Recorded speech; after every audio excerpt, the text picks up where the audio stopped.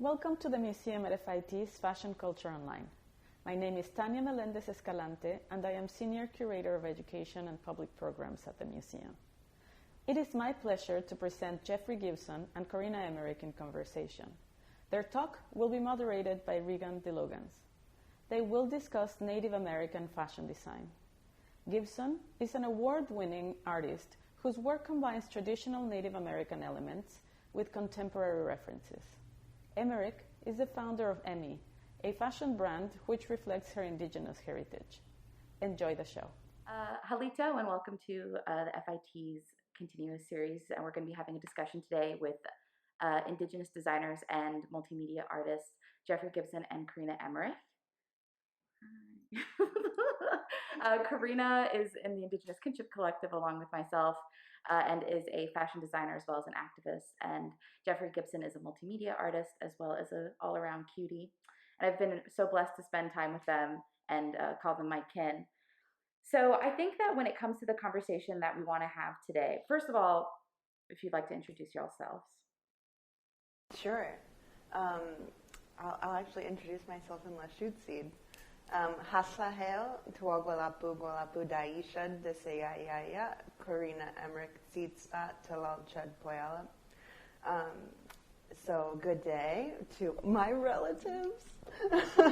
My name is Korina Emmerich. I am originally, I'm Puyallup, so originally from the Northwest Coast, and I've been residing here in Lenape-Hoking for about 12 years now. I'm Jeffrey Gibson, Mississippi Choctaw and half Cherokee, and I live actually in the Hudson Valley up north, about 2.5 hours north, and multimedia artist, so happy to be here with Regan and Korina. Have so much respect for them, and so let's get started. Excellent. And my name is Regan DeLogans, or Suhachifa Yok Regan, Mississippi Chata Siahoke, Hatakoba Siahoke, Utalia Lenape-Hoking. Hi, my name's Regan. I'm Mississippi Choctaw as well, and have been living here in Lenape-Hoking for 11 years. It's been so long. So again, super thankful to be sharing space with y'all today. We've definitely worked on many a project together before, but this is going to take more of the form of an interview. And I guess my first question for y'all is that as Indigenous people, art making is a part of our community as not just art making, but as education, as knowledge sharing. And it's part of, I think, a continuous conversation of community work. And so I was wondering, how do you see your work fitting into the role as an educator, as a knowledge sharer? I think as artists and designers, I often say that we are storytellers. And so the visual representation of the stories that we share is a big part of the work that we do. We have a lot of conversations about like meaning behind the work that we do, and I think that we're going into a stage now where that representation of authenticity is really important.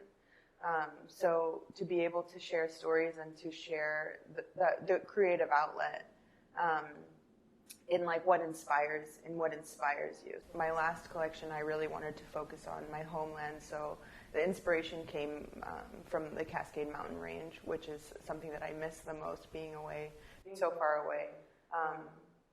But yeah, so I think it's just ingrained to have this kind of like outlet. I mean, I grew up away from my homelands a lot because of my father's job. So I grew up in Germany and Korea, moving around the U.S., and then did graduate school in London. So I think for me, a lot of it's been about reclaiming space for myself here, but trying to bring 100% of who I am into my artwork, which includes Indigenous histories and specifically Choctaw and Cherokee aesthetic histories, plus familial stories and narratives. And that's been my personal challenge. And my hope was that if I could articulate that space for myself, that it would make space for other people like me whose narratives don't fit very neatly into even specific tribal kind of definitions. I really vibe with that. I'm also similar. I also grew up in Europe and Germany, and then came back to my homelands later in my life. And I think a lot of us have different narratives of indigeneity than what is expected through unfortunate stereotypes is really what it boils down to. And I really like that you brought up this idea of authenticity, and I was hoping that maybe you could unpack that a bit more. I can't separate pieces of me from my work. So a lot of the things that I hold in my values and in my morals, those will come through in my work, and that I don't create a divide between those two things. So when we talk a lot about like if we're talking about the extraction industry and just having some transparency around like the monstrative industrial practices that are going on, those are things that I talk about that also resonates through my work. So I was told early on to separate my politics from my work, and that's just not something that I've ever been able to do, nor have I ever been able to do in my life in general. So I think that now that there's this like marriage between the two, that although I can be inspired by a multitude of different things, because we are, as Indigenous people, we're still, existing in this world that is a wealth of inspiration. It is not like the only thing that we look to. So I think that I come to find that I have to, that I don't want to separate those parts of myself in order to fit into this mold that's expected in like the larger fashion industry. I'm really glad you say that, because actually my next question was going to be specifically about being an activist and a designer, and how often, and also being an artist and activist, how often those intersect. And I don't think we have the privilege as Indigenous people to divorce the two. Mm-hmm. So I was just wondering, like, why was it that you chose fashion as your desired mode of both activism and design? It's really interesting because I can think back to like when I was in 8th grade, and I always knew that I wanted to be an artist, and my father was an art teacher when I was growing up, so it was something like during the summers we would spend all of our time doing art projects. And I distinctly remember thinking in my head, well, how can I be an artist and still make money? And for whatever reason, my answer was to become a fashion designer, which has been like a difficult path to go down. But I've always really liked fashion and clothing as my medium, and I've always really been interested in like the decoration of the human body. And the first garment that I ever made was actually my jingle dress regalia. So that was kind of this. I remember standing at the table, creating this piece, thinking like, oh, this is what I want to do. And I also think there's something about having like this really tactical, tangible skill that I really like and enjoy. And that's my favorite part of being like a clothing designer.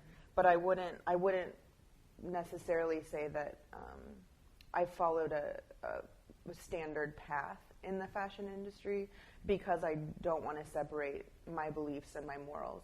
So like ethical consumption is always something that's really important to me, and as Indigenous people, we often think about how our choices affect land, and that's a conversation that needs to be really, really talked about and focused on in the fashion industry right now. So when we're going into these veins of sustainability, that now is considered an activist mode, right? But really what it is we're just talking about the ethical treatment of other human beings and stepping away from this industry of exploitation. And so those are things that I never want to separate, and I firmly believe in people over profit, and that's not something that I will ever change as somebody who is working within an industry. And that's something that I need to speak out in order for those exploitative practices to change. Jeffrey, you've expressed before that you don't necessarily see your textile-based work as fashion. And I was just wondering, how do you define fashion? I define fashion a couple of different ways. I think there's the popular cultural accepted definition of fashion, which is like what you buy in stores, what you wear. We could call it fast fashion. And then there's these hierarchies from haute couture down to like, ready to wear. And I suppose you should include vintage and thrift. And then there's, it's interesting actually, when Valerie Steele and I did a talk at the New Museum, when we were talking about how do you talk about fashion in relationship to a traditional garment, native garment.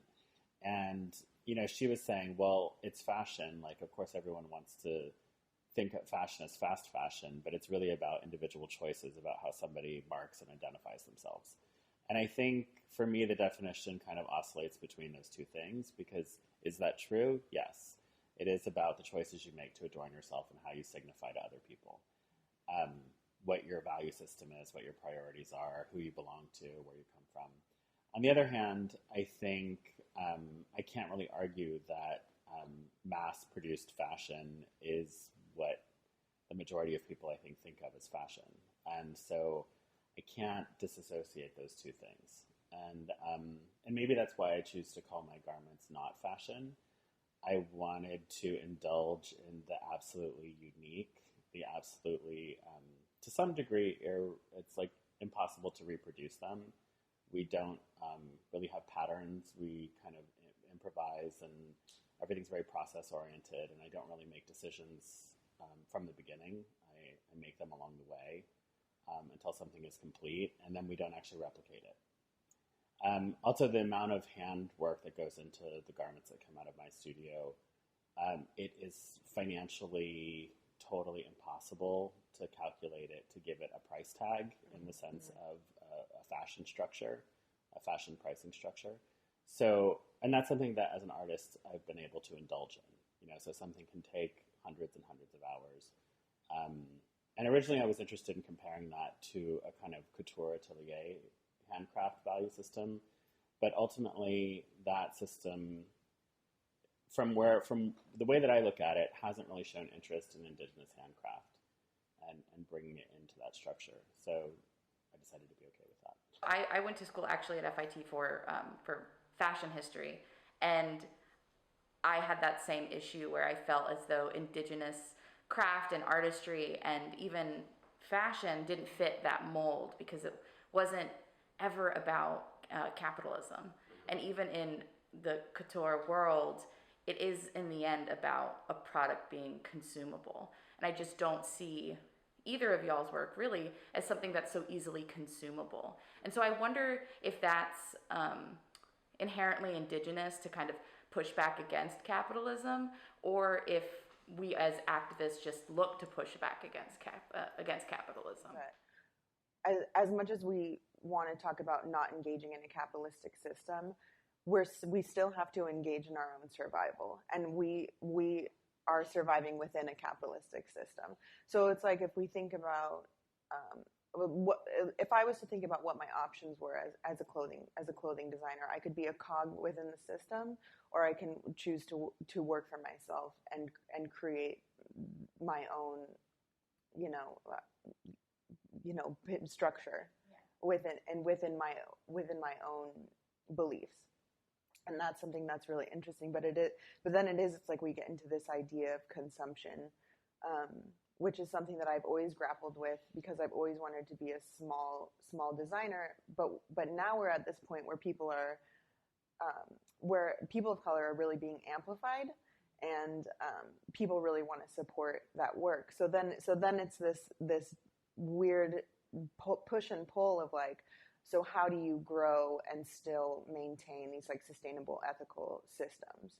And so I think that's something that this kind of thing needs to be an ongoing conversation, and it's not something that there's a right or wrong answer.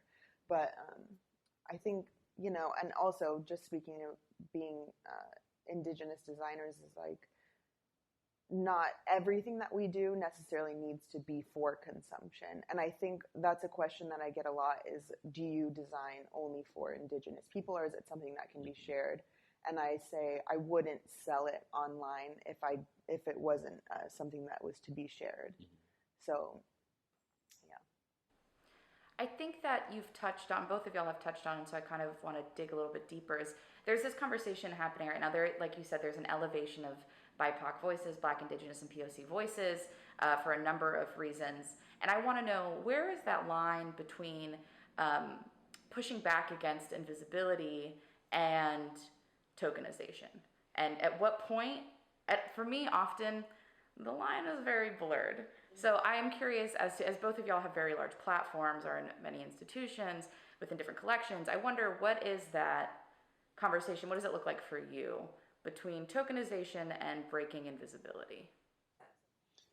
I mean, for me, I definitely have gotten a lot more requests in the past couple of years in terms of like exhibitions and sitting on panels and boards. And I, for instance, with the board conversation, have started with saying, it's like, well, I don't want to sit on a board if I'm not able to see my impact.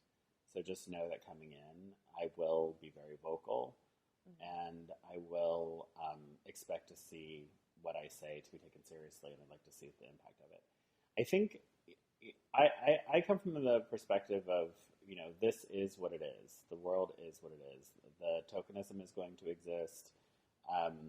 The pigeonholing is going to exist. I'm more interested in, if I'm going to play in this game, I want to leave an impact behind me. And all of those other circumstances will continue to shift into the future. But if this is a period for me to amplify my voice, then I'm going to take it. And then there are times when I feel if I'm compromising too much or I'm being asked to compromise, I have enough opportunities going on that I can say no to any single one of them. The main frustration, I think, that can potentially be perceived as problematic, especially within the fashion industry, is it seems that the industry is more focused on the commodification of diversity than they are actually about giving up your seat at the table, because representation does not mean equity. And so for, like, right now in the fashion industry, it's like continually putting people of color, amplifying people of color, putting them on the cover of magazines. It's still commodifying people of color in order to sell a product to them, and it's not actually about, I'm going to give up my seat at the table, and really think about what inclusivity means. Because if we're thinking about the people in power, those systems are still not inclusive. And for you to just use representation and think that you're being inclusive is a very minimal step in the movements that we're trying to create in order to amplify our voices. And I think that pigeonholing is something that continues to happen, because when we're in these conversations about being Indigenous designers, it's like one of the only things that's focused on when we exist in all different avenues. And that is something that is incredibly important to amplify, but then it feels like that's all you're being given to offer, where you just simply are existing as an Indigenous artist or an Indigenous designer, and the buck stops there.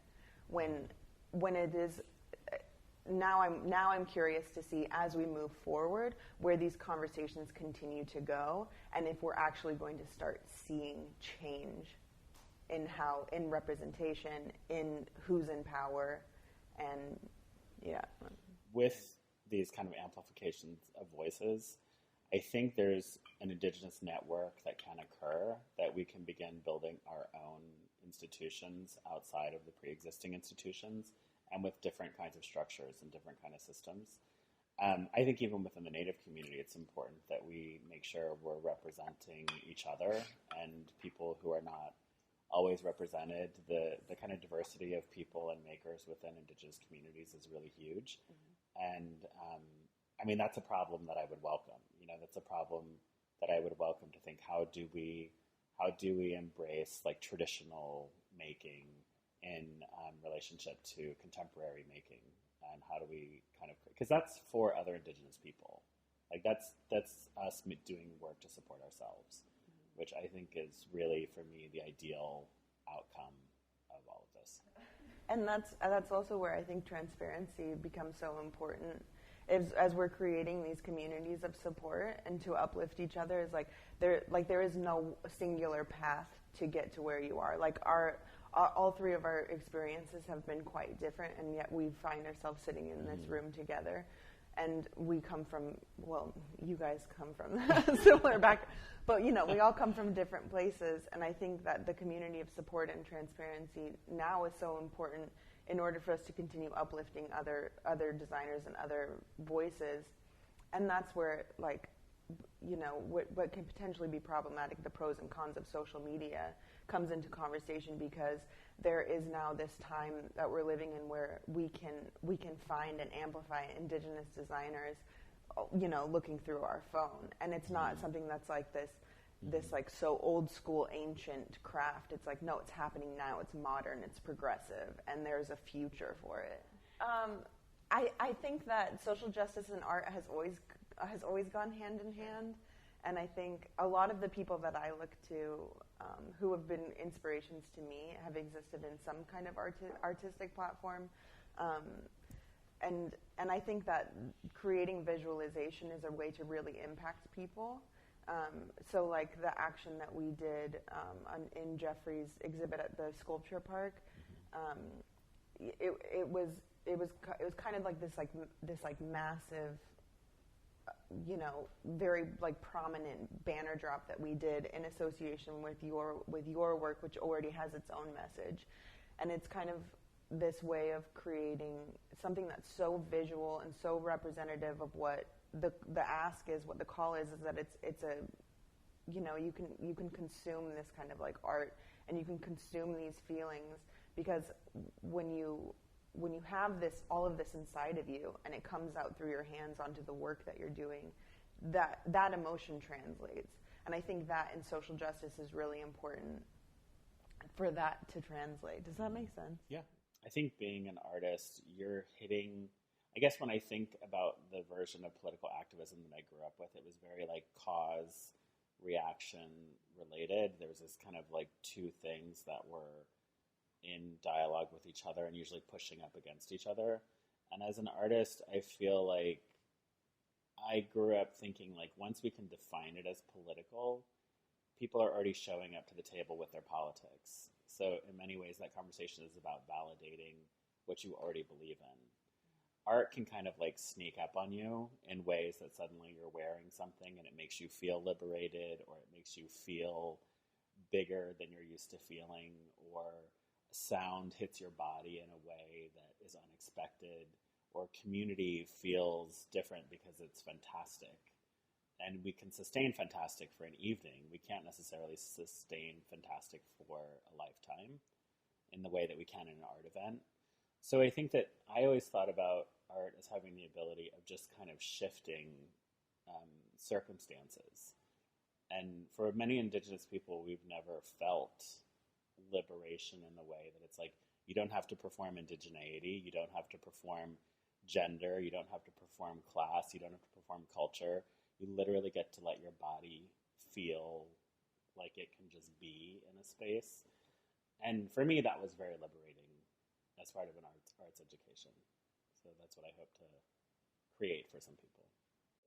I think that from my experience, I think you have created that, being that most of your work encompasses community in some way, shape, or form. I mean, you've invited us to perform and also just to be in space or in other. I feel even with your sculpture at the Socrates Sculpture Garden, you see it's had many iterations, and people are sitting on it, and people are interacting with it, and kids are trying to climb it, and there's a banner drop, and then there's a dance performance. There's like a multifaceted contribution that it has. Is that your intention with every piece, or just more public, like larger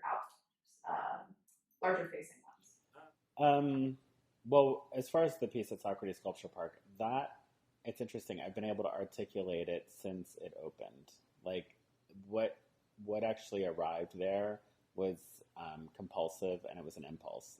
When I was invited, just immediately I thought, this is my opportunity to make this big structure that I haven't been able to make elsewhere. And then it was kind of a scramble to finish it. But I've been happy to know that it's had a similar impact in the way that an intimate piece in a museum might work. I try to use text in a way that people can see themselves reflected in the text. So it usually, for instance, in Numbers Too Big to Ignore, which is a lyric from Helen Reddy's song, I Am Woman, Hear Me Roar, I originally used to reference missing and murdered Indigenous women back in 2016, I believe, or 2015. And but I also knew no matter what your politics were, you're going to see yourself in that. Even if I was a complete right-wing conservative, I might feel empowered by those words, and Numbers Too Big to Ignore, or I might feel threatened by those words, because it's all about who are you talking about and who's saying these words. So in that sense, I do want to invoke relationship, and I guess relationship meaning me to one other person, or the work to one other person. And maybe the larger work invites community, meaning multiple bodies and multiple people. And during these contemporary times of crisis, and when I say crisis, I mean both COVID and uprisings and changes in social justice, I wonder how that has impacted your methodology, and if that methodology has now forever changed, or if it's a sustainable model. And I just wonder, what does it look like in terms of how you practice as designers and artists previous to COVID, how you practice now, and how you'll practice in the future? Have you been, or has your work been ever changed? Yeah, I think this time is going to have an impact on everybody, and I think that COVID itself has unveiled a lot of systemic issues. I've been really, really blessed to be able to have like the support to be able to like maintain paying my rent or buying food during this time, which a lot of people don't have that. So that itself is something that we need to start paying attention to. But also just like these ideas that are going on about the inclusivity within industry and equity within industry, something that no matter how progressive you think you are, there's always something that can be learned, and that's why these things need to constantly be continuing conversations, because there's never going to be one point where you go, okay, like I understand everybody's life experience, so now I have a gold star. It doesn't work that way, and that's why these conversations keep needing to be had in us to create like equity centered, even if we're talking about business itself. So like my clothing line, as I continue to grow or expand, these conversations are something that I need to have continuously. So if we're talking about anti-racism work and inclusivity, we need to talk about inclusivity as being something that spans beyond gender and race. That inclusivity needs to be more about like where you come from. Like we can't just hire people who are purely college graduates, or that we need to start having these conversations about how to get people into these spaces that they want to be. I think that it will change methodology in a way, but in a progressive and positive way, and that's what I hope to see in the future of wherever we're going, which is so uncertain, is that we're really existing in this completely uncertain time that I don't know what will come, but I hope to continue fighting to be able to see some actual systemic change happen. In the beginning of COVID, and when all of the protests were really beginning and coming to the first kind of height, it was hard to go into the studio and think that this is how I should be spending my time, is making things and thinking creatively. And I started looking back at work over the past 7 or 8 years. And I was happy to see that I didn't need to reinvent myself. These are things that I had already been talking about and things I had already been addressing. And I think the current environment, again, it amplifies these, and there's an amplified response and there's an amplified seeking of them. And when I respond to it, my voice became more political or more politicized. And I was talking to somebody the other day, and I said, I don't think anybody who wasn't already paying attention to these things to suddenly start paying attention, I think is maybe a good thing, and hopefully that continues. If anything, I have felt like I've grown personally during this time, and there's been some changes that maybe would have ultimately happened, but I feel really committed to them, and I feel really committed to continuing to be that voice that's sort of bringing these things up for people, and having lived through this time to be able to like remind people that it's like, let's go, because there's so many people who are so resistant to these conversations. And I haven't yet figured out how to kind of facilitate an effective conversation with some of those people. But that is a goal. That continues to be a goal for me. And I'll probably do it not only as a visual artist. I've dipped into a lot of video. I think the performance has been really growing over the past couple of years as an educator. And of course, I think even continuing to work with some institutions. So Korina, you are in fashion, Jeffrey, you're in art, and obviously they intersect in so many different ways. And I myself work in museums as a curator, and so I feel as though I'm often doing the dance with the devil of trying to figure out like where where is this line of I'm just kind of stroking my own ego, and where am I actually doing community work?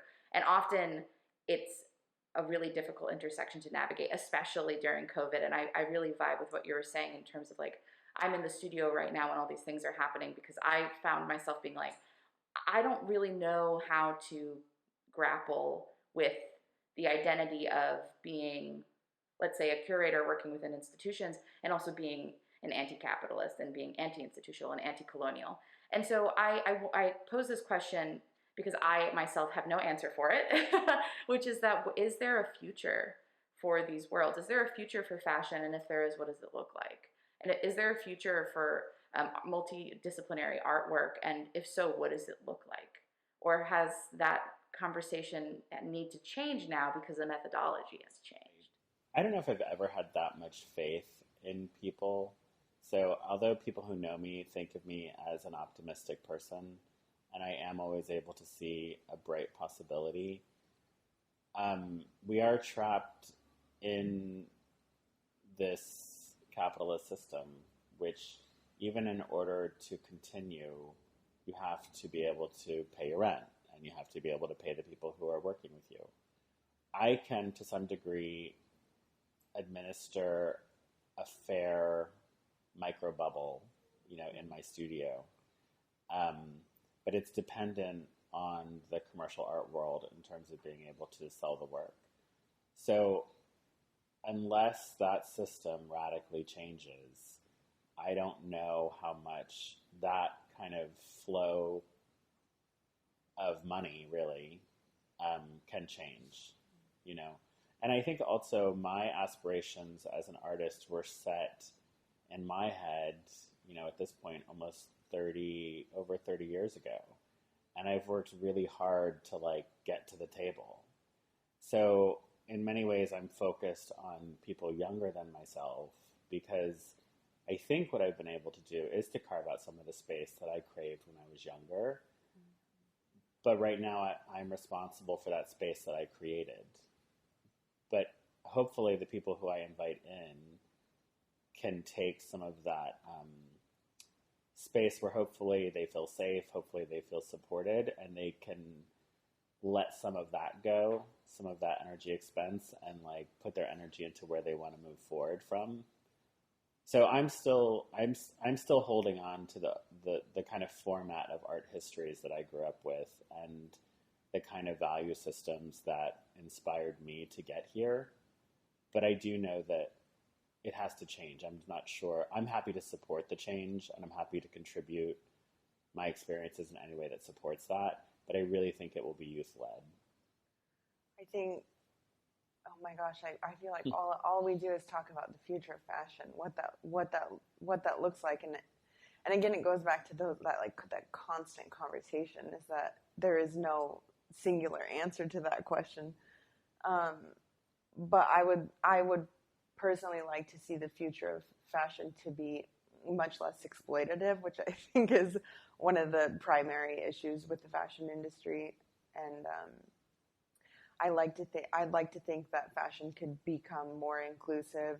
I'd like to think that fashion can actually support the people that work within the industry, that the fashion industry can pay fair and livable wages. Those are things that I'd like to see in the future of fashion. I'd like to see. It's really incredible working within sustainability and seeing the technology that's being produced that is like a regenerative technology.